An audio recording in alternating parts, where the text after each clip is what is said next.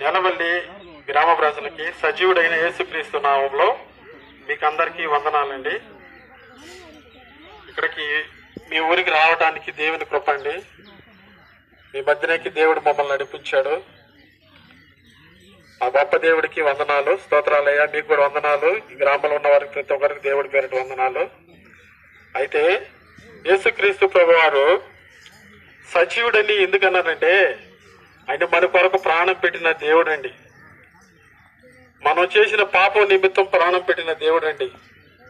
మనం చేసిన ప్రతి పాపం నుంచి ఆయన రక్తం ద్వారా కడగబడాలని ఈ భూలోకంలోకి వచ్చి మానవుడిగా మన మధ్యకి వచ్చాడండి. ఆయన నిన్ను నన్ను ఆశించి కోరుకునేది మనకు పండిన ధాన్యం కాదు, మనకున్న పశువులు, మనకున్న మేడలో మిద్దెలు కాదండి. ఆయన కోరుకునేది మన హృదయాన్ని.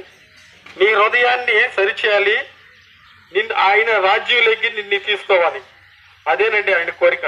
అంతేగాని మనకున్న కలిగిన అంతటిని బట్టి ఆయన ఆశించుడు. నీ సంపాదన నా సంపాదన ఆయనకు అవసరం లేదండి.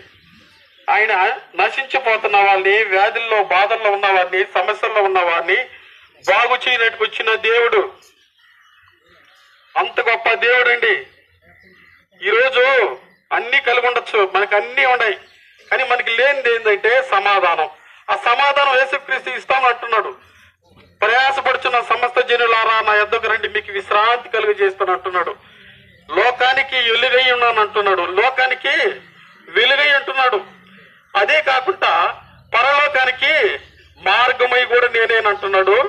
లోకానికే కాదు, పరలోకానికి, నా రాజ్యానికి కూడా నేనే మార్గం అంటున్నాడు. లోకంలో ఉన్నప్పుడు కూడా నీకు వెలుగునిస్తాడు, నీ సమస్యలు విడిపిస్తాడు, నీ వ్యాధులు విడిపిస్తాడు, నీ బాధలు విడిపిస్తాడు. అయ్యా దేవుణ్ణి మేము ధృవీకరించి ఎవరో తెలియకుండా మేము ఎన్నో